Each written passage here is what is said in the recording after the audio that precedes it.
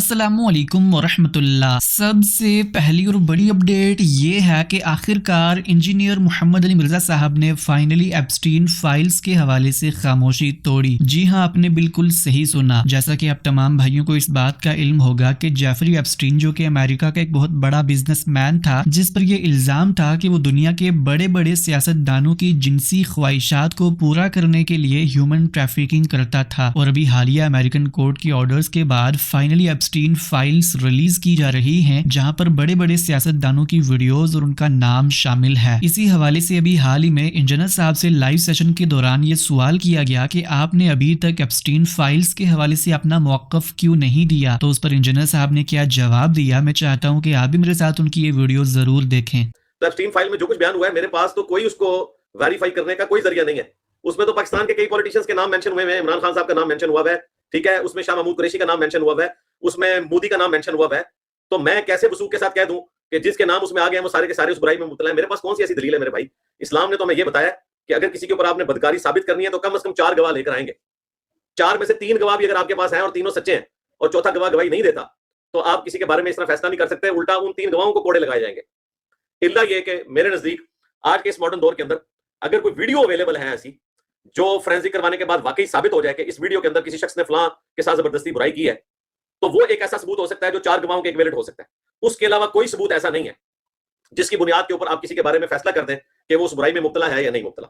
रहा जनरल जिक्र करना कि यूरोप अमेरिका के अंदर जो है वो इस तरीके से कम सिन बच्चों का या बच्चियों का इस्तेसाल होता है, तो वो किसको नहीं पता होता है? बिल्कुल होता है। वो पाकिस्तान के मदारिस में भी होता है, वो हमारे बाद रियासती इदारों के हॉस्टल्स में भी होता है, हमारे टीवी चैनल्स के अंदर भी होता है, हमारी फिल्म इंडस्ट्री के अंदर भी होता है। तो सिर्फ एक एप्स्टीन फाइल्स को सिंगल आउट करना, तो उसमें कोई नई इंफॉर्मेशन तो नहीं है। रहा मामला के स्पेसिफिकली उन फाइल्स को बुनियाद बना के किसी शख्स पे उंगली रख के कहा जाए कि वो इसमें इन्वॉल्व है, तो इसकी हमें इस्लाम इजाजत नहीं देता जब तक कि हमारे पास मुकम्मल सबूत ना हो। ठीक है, आपके नजदीक हो सकता है वो चीज साबित हुई हो कि आप उसको सबूत के तौर पर पेश कर सकते हो। मेरे नजदीक नहीं है कि मैं माज उन फाइलों में किसी के नाम आने के ऊपर उसके ऊपर जो है वो बदकारी का इल्जाम लगा दूं। ये बहुत सेंसिटिव मामला है। हाँ, वैसे जनरल जिक्र तो सारे लोग कर रहे हैं, मैं भी कर लूंगा, उससे क्या फर्क पड़ेगा? इससे बड़े बेहयाई के काम वहां पे हो रहे हैं। हमारा काम ये कि हम लोगों को बताएं कि ये दीन है और ये शैतानी रास्ता है। वो तो हम अक्सर बताते हैं। सबसे ज्यादा सेक्स डिसिप्लिन के ऊपर मैंने गुफ्तगू की हुई है, मुख्तलिफ औकात में की हुई है। तो इस पर भी इंशाल्लाह ताला मैं जब मौका बेहतर समझूंगा, मैं इंशाल्लाह इसके ऊपर भी गुफ्तगू कर दूंगा। मैं इसको इसलिए टॉपिक नहीं बना रहा हूं कि इसमें लोग सुनना चाह रहे हैं कि जी उस फाइल में जिन जिन लोगों के नाम आए तो मैं उनको बदकार कहना शुरू कर दूं। तो मेरे भाई, अगर ये कोई काम कर रहे हैं ना, तो वो खुद जहन्नम का मुस्तहिक है। बगैर दलील के किसी के ऊपर इल्जाम लगाना और एप्स्टीन फाइल में आ जाना कोई दलील नहीं है शरई एतबार से। इस बात को जज्बात से हट के कुरान और सुन्नत की रोशनी में देखें। ठीक है, अगर किसी की इमरान खान साहब के साथ दुश्मनी है और वो अपनी दुश्मनी इस तरह निकालना चाहता है कि वो कहे कि ये लोग उधर ये काम करते थे या करना चाहते थे या बिल गेट्स यही काम करता था, तो मैं तो इस गुनाह में मैं बिल्कुल शामिल होने के लिए तैयार नहीं हूं। किसी के ऊपर बगैर दलील के सिर्फ किसी का नाम ईमेल में आ जाने से ये बड़े जुल्म वाली बात है। बिल्कुल इस तरह हम तो करने के लिए तैयार नहीं है। बाकी जिसको शौक है वो करता रहे। नेक्स्ट अपडेट ये है कि लास्ट वीडियो में हमने आपको बताया था कि कैसे चिराग बरी इमाम साहब के पीर ने इंजीनियर साहब से ये रिक्वेस्ट की थी कि वो अपनी रिहाई की खुशी में गौसे पाक के नाम की 11वीं शरीफ दें। और अपने इसी प्रोग्राम में चिराग बरी इमाम के पीर साहब ने गौसे पाक के उस वाक़े की भी तरदीद की जिसमें वो आंखों से अपने मुरीद को जलाकर राख कर देते हैं। तो अभी हाल ही में अपने पब्लिक सेशन के दौरान इंजीनियर साहब ने उनके इन्हीं दोनों एतराज़ात का जवाब दिया। मुझे वो गिलानी साहब बरी इमाम वाले कहते हैं जी आपको 11वीं देनी चाहिए क्योंकि 11वीं वाली सरकार के बेटे ने आपके हक में फतवा दिया। हालांकि वो फतवा मॉरल तो जरूर था। हमने जो कोर्ट में केस लड़ा है वो तो 20 हवाले क्रिश्चियंस की बुक से पेश किए और 15 मुसलमानों की किताबों से। फतवे तो 144 मेरे खिलाफ जमा हुए हैं भाई। अब तो 600 इकट्ठे कर लिए हैं वो पिंडी के मुफ्ती ने। फतवों के ऊपर नहीं फैसले होते।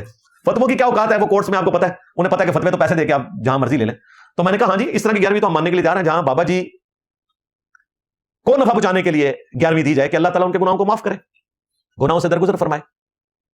और अभी हमारे जो दोस्त हैं डॉक्टर अहमद नसीर साहब, उन्होंने बरी इमाम वाले जो गदी नशीन है उनके साथ एक पॉडकास्ट की है, वो कल रिलीज हो चुकी है। उसमें तो उन्होंने इनकार कर दिया कि वो लोटे की टूटी सीधी ना होने के ऊपर बंदा जो मार दिया था बाबा जी ने, वो कहते हैं झूठा वाकया है। कि आया ये जो वाकया है इसकी सनद क्या है और ये कहाँ से उठा के लगाया गया। इतने से मामले के ऊपर हज़ूर गौस पाक जो है वो रहमत लिल आलमीन के मानने वाले उनकी नस्ल में से, उनके नसब में से होकर वो इतने से मामले पे टूटी सीधी नहीं थी तो उन्होंने भस्म कर दिया बंदा।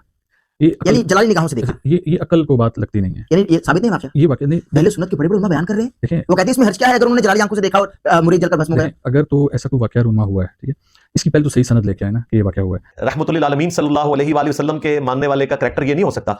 और गौसे पाक तो रसूलुल्लाह सल्लल्लाहु अलैहि वसल्लम के सच्चे उम्मती थे, वो कभी भी इस तरह मुरीद को जला के राख नहीं कर सकते। तो मैंने कल बकायदा उनका शुक्रिया अदा किया फोन के ऊपर कि आपने बड़ी जुर्रत दिखाई है। लेकिन मैंने कहा कि बाबा जी ہاں وہ جو باپا جانی ہے ہمارے، ان کو بھی بتائیں، انہوں نے تو لوٹے کی ٹوٹی والا واقعہ جنات کا بادشاہ کتابچے میں لکھا ہوا ہے، اور وہ باپا جانی کا بھی قصور نہیں ہے، بڑے بھی سارے باپا جانی سمجھے، عبداللہ محدث دہلوی ہونے یا باقی، وہ سارے اس قسم کے واقعات نقل کرتے ہیں، بلکہ دفاع کرتے ہیں ان کے مفتی تو. اور دیکھیں دفاع میں یہ پیغمبروں کو تختہ مشق بناتے ہیں. لو میں میمز کے لیے مزید مٹیریل دینے لگا ہوں. پیغمبروں کو کہتے ہیں جی موسیٰ علیہ السلام سے بھی تو بندہ مر گیا تھا، اگر عبد القادر جیلانی نے بندہ مار دیا تو کیا حرج ہے؟ بھائی موسیٰ علیہ السلام سے جو بندہ مرا تھا وہ انہوں نے بندہ مارا نہیں تھا، مکہ مارا تھا، اور مکہ جو ہے وہ قتل کرنے کا انسٹرومنٹ نہیں ہے، جبکہ آنکھوں سے جو لیزر ماری جاتی ہے جو ہالی ووڈ والوں نے غوث پاک سے چوری کی ہوئی ہے، اس سے بندے مرتے ہیں. نمبر 1. نمبر 2، قرآن میں تو ہے موسیٰ علیہ السلام نے معافی مانگی کہ یا اللہ یہ شیطان کا عمل تھا جو ہو گیا مجھ سے. تمہارے غوث پاک نے کہیں معافی مانگی ہے؟ لو سامو. ہاں اس سے اگلی بات، قیامت کے دن موسیٰ علیہ السلام اپنے اس قتل کو یاد کر کے کہیں گے کہ آج میں اللہ کے حضور تمہاری سفارش نہیں کر سکتا کیونکہ دنیا میں مجھ سے بندہ مر گیا تھا. تو تمہارے غوث پاک 70,000 مریدوں کو کہاں سے لے کے جائیں گے؟ وہ تو معافیاں مانگ رہے ہوں گے قیامت والے دن. لو سامو. ہاں بخاری مسلم میں ہے، موسیٰ علیہ السلام کہیں گے آج مجھے اپنی غلطی یاد آ رہی ہے کہ دنیا میں مجھ سے بندہ مر گیا تھا. تو تمہارے غوث پاک بھی معافیاں مانگ رہے ہوں گے، تو کتنے لے کے جان کے معافیاں مانگتے ہوں گے. میں تو کیا سی منو نہ چھیڑا کرو، میں چک وڑ لگا. کہتے دیکھو جی انجینئر صاحب کہتے چک وڑ لگا تے یہ چک تے کتا وڑدا ہے. اور بھائی یہ محاورتاً بات ہو رہی ہوتی ہے، ویسے تو آپ مدینے کے کتے ہیں نا. نیکسٹ اپڈیٹ یہ ہے کہ ابھی حال ہی میں اہل تشیع کے ایک بہت بڑے عالم علامہ شہریار رضا عبیدی صاحب نے انجینئر صاحب کے کیس کے حوالے سے گفتگو فرماتے ہوئے فرمایا کہ جو لوگ انجینئر صاحب کی مخالفت میں یہ بات کر رہے ہیں کہ مسیحی بھی ہمارے نبی اسلام پر ایمان لاتے ہیں، وہ قطعی طور پر غلط ہیں، کیونکہ اگر مسیحی ہمارے نبی اسلام پر ایمان لائیں گے تو وہ مسیحیت سے نکل کر اسلام میں داخل ہو جائیں گے. آج کل یہ موضوع اٹھا ہوا ہے کہ انجینئر محمد علی مرزا نے کہہ دیا کہ عیسائی جو ہیں حضرت اشرف الانبیاء کو ایسا ایسا کہتے ہیں، واقعاً ایسا کہتے ہیں، اور یہ ایک بدیہی چیز ہے. مثال کے طور پر یہودیوں میں نبوت ختم ہو چکی ہے، حضرت ملاکی پر نبوت ختم ہو چکی ہے. اب جب تک وہ یہودی ہیں وہ کسی کو نبی مان ہی نہیں سکتے. مانیں گے تو یہودی نہیں رہیں گے، مانیں گے تو یہودی نہیں رہیں گے. تو عیسائیوں میں نبوت ختم ہو چکی ہے حضرت عیسیٰ پہ، امکان نہیں ہے وہ کسی کو نبی مانیں. اگر مانیں گے تو کیا ہوگا؟ نبوت ان کی عیسائیت ختم ہو جائے گی. اب یہ کہنا کہ جب عیسائیوں سے پوچھیں گے کہ کیا وہ رسول اللہ کو سچا مانتے ہیں کہ نہیں مانتے، بابا یہ حماقت کی بات ہے. وہ اپنی جان بچانے کے لیے کیسے کہہ دیں گے کہ ہم ان کو نبی مانتے ہیں؟ وہ جان بچانے کے لیے کہہ بھی دیں تو ان سے کہا جائے گا اگر تم نے نبی مان لیا ہے تو تمہاری مسیحیت ختم ہو گئی. اب ہمارے یہاں ختم نبوت ہو چکی ہے کس پہ؟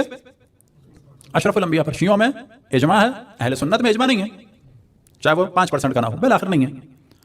آیا ہم کسی بھی آدمی کو، چاہے وہ چڑھتے پنجاب دا ہو یا لیندے پنجاب دا ہو، چاہے وہ 500 سال پہلے کا ہو چاہے وہ 100 سال پہلے کا ہو، اتنا سا بھی احتمال دے سکتے ہیں کہ وہ نبی تھے؟ دے سکتے ہیں؟ نہیں دے سکتے. جیسے آپ احتمال دیں گے آپ کا دین ختم. تو یہ زبردستی کا ایشو بنایا ہوا ہے.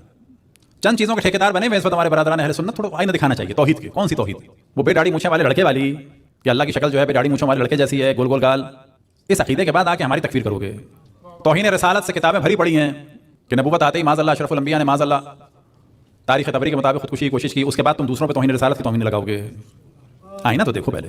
نیکسٹ اپڈیٹ یہ ہے کہ ابھی حال ہی میں باسط ندیم صاحب نے مفتی فضل ہمدرد صاحب سے انجینئر صاحب کے متعلق سوال کیا تو اس کے جواب میں مفتی صاحب نے یہ فرمایا کہ میں انجینئر صاحب اور باقی مولویوں میں کوئی فرق نہیں محسوس کرتا، اور بسا اوقات تو انجینئر صاحب مدرسے میں پڑھے ہوئے مولویوں سے بھی زیادہ متشدد ہو جاتے ہیں. انجینئر صاحب کی یعنی میں ان کو اور دوسرے مولویوں میں کوئی فرق نہیں کرتا ہوں. میں ان کو ایک مولوی سمجھتا ہوں اور میں ان کو ایک عام مذہبی جسے کہا جائے کہ بسا اوقات وہ مجھے مدرسے میں پڑھے ہوئے لوگوں سے زیادہ متشدد الخیال لگتے ہیں. یعنی ایک مدرسے میں پڑھا ہوا جو شخص ہے، آپ اگر میں نے دیکھا ہے، میں ان کے ساتھ جہاں پہ میں تنقید کرتا ہوں کہ مدارس میں ہمارے ہاں ایک دوسرے کی رائے کو برداشت نہیں کیا جاتا، یا علماء وہ تکفیر کرتے ہیں، یا مذہبی طبقہ ہمارے، وہیں پر آپ کو ان مدارس کے علماء میں یا وہاں سے فارغ التحصیل لوگوں میں ایک بات آپ کو ضرور نظر آئے گی کہ وہ کسی کی منجی نہیں ٹھوکتے رہے ہوں گے. ہاں یہ بات ضرور ہے کہ وہ اپنا فتویٰ تو لگا دیتے ہیں کہ بھائی یہ بس فلاں یہ ہے، فلاں اسلام سے نکل گیا، وہ اس درجے پہ چلے جاتے ہیں. لیکن ایک جو تحمل یا ایک ٹھہراؤ ہوتا ہے، یا ایک اس میں جو سسٹم میں سے گزرا ہوا شخص ہوتا ہے. مجھے انجینئر صاحب بسا اوقات وہ مولویوں سے کئی قدم آگے نظر آتے ہیں. مثال کے طور پر میں ان کی جب میں نے ان سے پہلی دفعہ ملاقات کی تو اس سے چند ہفتے بعد مجھے یاد ہے کہ میں عراق میں تھا امام علی علیہ السلام کی زیارت میں. تو وہاں مجھے کچھ ساتھیوں نے ان کا ذکر کیا، تو پھر میں نے بہتر یہ سمجھا کہ یہ شاید یہ سمجھ گئے ہیں کہ میں ان کے افکار لے کر آ گیا ہوں. تو پھر میں نے وہاں پر ایک ویڈیو بنائی تھی کہ میری نظر میں کیسے ہے. وہاں پر میں نے، آپ اس ویڈیو کو دیکھیں گے تو شروع میں ان کی جو اچھی باتیں ہیں جو انہوں نے جو انہوں نے سوسائٹی کے اندر اقلیتوں کے حوالے سے گفتگو کی ہے، جو انہوں نے تاریخ کو بے باک ہو کر بوانگ دہل بیان کیا ہے اور اس میں 2 + 2 4 کی طرح چیزوں کو سامنے رکھا ہے. خاص طور پر اموی زمانے کے اندر اہل البیت علیہ السلام کے اوپر ہونے والے جو مظالم ہیں ان کو انہوں نے کسی کی رعایت نہیں کی اور اس میں بغیر فرق کیے واشکاف انداز میں اس کو بیان کیا. لیکن اس میں نے یہ ان کا اعتراف کیا، ان باتوں کا، ان کی اچھائیوں کا اور خوبیوں کا، اور ہر انسان میں خوبیاں ہوتی ہیں اور ایک مہمان نواز شخص ہے. میری ان سے ملاقات ہوئی تو بہت مہمان نواز بھی میں نے ان کو پایا. لیکن اسی جانب اسی ویڈیو میں نے عرض کیا کہ میں نے ان کے خیالات کو اس نہج کے پر پایا ہے کہ اس سے اگلا قدم تکفیریت ہے یا اس سے اگلا قدم ایکسٹریمزم ہے. اس بات کو ساتھی اور دوست نہیں سمجھتے ہیں، لیکن میں نے جو بات کے وقت میں خاص طور پر جب ان کے حوالے سے ابھی کچھ کنٹروورسی چل رہی تھی تو ان کے کچھ جو اسٹوڈنٹس ہیں انہوں نے آ کے کمنٹس بھی کیے کہ مثلا بریلوی حضرات جن پیروں کے پاس جاتے ہیں یا جو پیر ہے اولیاء ہے ان کے حوالے سے اس طرح کی زبان استعمال کرنا کہ جو مجھے ایک تکفیری شخص ہے اور اس میں کوئی فرق نہیں لگ رہا. تو ایک انداز ہوتا ہے جس اسٹوڈنٹس کے اندر وہ بھی آتا ہے، ٹیچر کا انداز دیکھ کر وہ لوگ اس کو کاپی کرنے کی کوشش کرتے ہیں. مثلا آپ دیکھیں گے کہ گاندھی صاحب کے جو اسٹوڈنٹس ہیں جو ان کے ارد گرد رہنے والے لوگ ہیں وہ اسی طرح گاندھی صاحب کو کاپی کرنے کی کوشش کرتے ہیں. آپ مفتی تقی عثمانی صاحب کی مثال لے لیں، ڈاکٹر اسرار صاحب کی لے لیں. تو انجینئر صاحب کے پاس جو جاتے ہیں ان کے جو شاگرد و تلامذہ ہیں ان کو کاپی کریں گے، وہ دیکھیں گے کہ ہمارے استاد صاحب وہ جو ہے وہ جارحانہ موقف رکھتے ہیں تو ان کے اندر بھی یہ بات آئے گی. نیکسٹ اپڈیٹ یہ ہے کہ ابھی حال ہی میں مفتی طارق مسعود صاحب نے کل جمعے کے بیان کے دوران جاوید احمد غامدی صاحب کے حوالے سے یہ فرمایا کہ غامدی صاحب نے خالصتاً جو حرام سود تھا جس کی اسلام میں کوئی گنجائش بھی نہیں تھی اس کو بھی حلال کر ڈالا. غامدی صاحب نے تو خالصتاً جو حرام سود تھا جس کی کوئی گنجائش نہیں تھی اس کو بھی حلال کر دیا. بڑی جرت دلیری کی بات ہے یار. اعلان جنگ اللہ کا سود کے خلاف. کتنی شدید وعیدیں ہیں، کتنے آرام سے حلال کیا. ہمارے ایک دوست ہیں بڑی بحث کی، انہوں نے کہا وہ یہی بزنس کرتے ہیں کرنسی کا نا، ڈالر کو بیچ کے مہنگے داموں خرید، ڈالر کو ہی مہنگے خرید رہے ہوتے ہیں. میں نے ان کو بہت سمجھایا حرام ہے. انہوں نے کہا جناب غامدی صاحب کا فتویٰ. میں نے کہا یار غامدی صاحب تو حضرت عیسیٰ علیہ السلام کی حیات کا انکار کرتے ہیں. غامدی صاحب کوئی ریلائبل مفتی نہیں ہے. کتابیں پڑھ کے کوئی ڈاکٹر بن سکتا ہے؟ پریکٹس ہونی چاہیے کسی کلینک میں. علماء کا ایک سلسلہ ہے. لوگ جواب میں پتہ کیا کہتے ہیں، یہود و نصاروں میں بھی تو اکثریت گمراہ ہے، وہ بھی تو مکھی پہ مکھی بٹھاتے تھے، اپنے بڑوں کو فالو کرتے تھے اور قرآن نے ان کی برائیاں بیان کی کہ ان کے علماء گمراہ تھے، تو مسلمانوں میں نہیں ہو سکتے. اس کا جواب ہے کہ نہیں ہو سکتے، اس لیے کہ اس امت کی حفاظت کا اللہ نے وعدہ کیا ہے. یہ امت اتنے بڑے پیمانے پر گمراہ نہیں ہو سکتی کہ غامدی صحیح ہو باقی سارے گمراہ ہو جائیں. نہ نہ نہ، اس امت کی دیکھو تورات میں تحریف ہو سکتی ہے کہ نہیں ہو سکتی؟ کیوں؟ تورات کی حفاظت کا اللہ نے وعدہ نہیں کیا. انجیل میں تحریف ممکن تھی کہ نہیں تھی؟ کیوں؟ انجیل کی حفاظت کا اللہ نے وعدہ نہیں کیا. قرآن میں تحریف ممکن ہے؟ کیوں؟ قرآن کی حفاظت کا اللہ نے وعدہ کیا ہے. کیوں وعدہ کیا ہے؟ آخری کتاب ہے، اگر اس میں بھی تحریف ممکن ہوئی تو اللہ کی حجت بندوں پر تمام ہی نہیں ہوگی. تورات میں تحریف ہوئی کوئی بات نہیں، انجیل کا انتظار کرو، نئی کتاب آئے گی. انجیل میں تحریف ہوئی کوئی بات نہیں، اللہ اپنے بندوں کو لاوارث نہیں چھوڑے گا، گائیڈ کرے گا، قرآن نازل کرے گا. اب قرآن کے بعد کوئی کتاب آ نہیں سکتی ہے. اب اگر یہ تحریف ہو گئی تو میرے بھائی پھر اللہ کا ہمیں پتہ کیسے چلے گا ہم سے کیا چاہتا ہے کیا نہیں چاہتا؟ قیامت میں ہم کہیں گے اللہ جیسے تورات میں تحریف انجیل میں تحریف، ہمیں کیا پتہ یہ بھی تیری باتیں تھی بھی کہ نہیں تھی، ہو سکتا ہے مولوی صاحب اپنی طرف سے لگا رہے ہوں. تو میرے بھائی قرآن میں جیسے تحریف ممکن نہیں ہے. اسی طرح یاد رکھو یہود و نصارہ کے سارے علماء گمراہ ہو سکتے تھے، یہ ممکن تھا ان میں ان کا جو ایک غامدی صاحب ہو وہ ٹھیک ہوں، ان اس دور کے کوئی. اس امت کو بھی گمراہی سے بچانے کا اللہ نے من حیث الامہ وعدہ کیا ہے. وہ وعدہ نبی کی زبان پہ چلے گا، نولیہ ما تولی، جہاں جائے گا اس کو دھکیل دیں گے. غامدی صاحب نے اس آیت میں بھی تعویل کی ہے، حالانکہ یہ تو صاف آیت ہے. امام شافعی فرماتے ہیں کہ اجماع کی حجیت کی اس سے زبردست دلیل کوئی ہو نہیں سکتی کہ یہ امت گمراہی پہ جمع نہیں ہو سکتی. اور نبی نے بھی فرمایا لا تزال طائفۃ من امتی ظاہرین علی الحق لا تجتمع امتی علی ضلالہ، میری امت گمراہ نہیں ہو سکتی. من حیث الامہ. سمجھ میں آ رہی ہے بات کہ نہیں آ رہی؟ تو اس لیے میرے بھائی کوئی بھی ایسا اسکالر جس کو سننے کے بعد آپ کو یہ لگے کہ یہ ٹھیک ہے باقی سب غلط ہیں، تو قرآن سے بھی پتا چلا حدیث سے بھی کہ یہ تو ٹھیک ہو ہی نہیں سکتا. جس کو سن کے آپ کو لگے کہ یہ ٹھیک ہے باقی سارے غلط ہیں، کیونکہ امت من حیث الامہ تھوڑی گمراہ ہوگی. تو پوری امت ایک طرف ہے سود کے مسائل میں، جناب غامدی صاحب ایک طرف. پوری امت کہہ رہی ہے عیسیٰ ابن مریم آسمانوں پہ زندہ ہیں، قرب قیامت میں نازل ہوں گے، قرآن میں بھی ہے حدیث میں بھی ہے. غامدی صاحب کہتے ہیں وفات ہو گئی ان کی. پوری امت کہتی ہے شادی شدہ مرد اگر زنا کرتا ہو تو اس کی سزا سنسار ہے، کیونکہ متواتر حدیثیں اس بارے میں، اجماع امت ہے. غامدی صاحب کہتے ہیں نہ، شادی شدہ مرد اگر زنا کرے اس کی سزا سنسار نہیں ہے. نیکسٹ اپڈیٹ یہ ہے کہ ابھی حال ہی میں حسن العیاری صاحب سے شیخ عبد القادر جیلانی کے حوالے سے یہ سوال کیا گیا کہ کیا وہ سید تھے، تو اس کا جواب دیتے ہوئے حسن العیاری صاحب نے ان کے حوالے سے ایک سخت جملہ بھی بیان کیا. اب شیخ عبد القادر جیلانی مجھے نہیں معلوم، اس کے پاس شجرہ ہے، واقعا اس کی شجرہ جھوٹی ہے، وہ بھی سکتا ہے نا کہ اس کی ماں نے مثلا فرض کریں یا اس کی دادی نے خدا نخواستہ کبھی مثلا کوئی غلط حرکت کی ہو کسی نامحرم کے ساتھ. یہ لوگ سمجھتے ہیں کہ یہ اپنے باپ کا بیٹا ہے، لیکن حقیقت میں اس کی ماں نے مثلا زنا کیا، یہ زنا کی اولاد نسل. ایسے تو ہو سکتا ہے، ممکن ہے کہ اگر شجرہ بھی ہے اس کے پاس لیکن وہ حلال زادہ نہ ہو، لیکن واقعا وہ امام علیہ السلام کے نسل سے ہے، یعنی اللہ جانتا ہے. ظاہری طور پر اس کے پاس شجرہ ہے، لیکن حقیقت یہ ہے کہ وہ شخص صوفی تھا اور اہل بیت علیہ السلام کے مذہب سے دور تھا اور وہ تو اور وہ بہت ہی ملعون انسان تھا. نیکسٹ اپڈیٹ یہ ہے کہ اب تمام بھائیوں کو اس بات کا علم ہوگا کہ ابھی حال ہی میں انجینئر صاحب نے جاوید احمد غامدی صاحب کو امت کا 5واں بڑا امام کہا تھا. اسی حوالے سے کل لائیو پروگرام کے دوران حسن الیاس صاحب نے اس پر اپنے تاثرات شیئر کیے. سب سے پہلے تو آپ نے جناب انجینئر صاحب کا ایک ذکر کیا، یہاں پہ میں نے ان کی پوری گفتگو ان کے کانٹیکسٹ میں نہیں سنی، اس لیے جو آپ بیان کر رہے ہیں اسی کو سامنے رکھ کے میں کچھ اپنے حاصلات طالب علمانہ گزارشات پیش کر دیتا ہوں.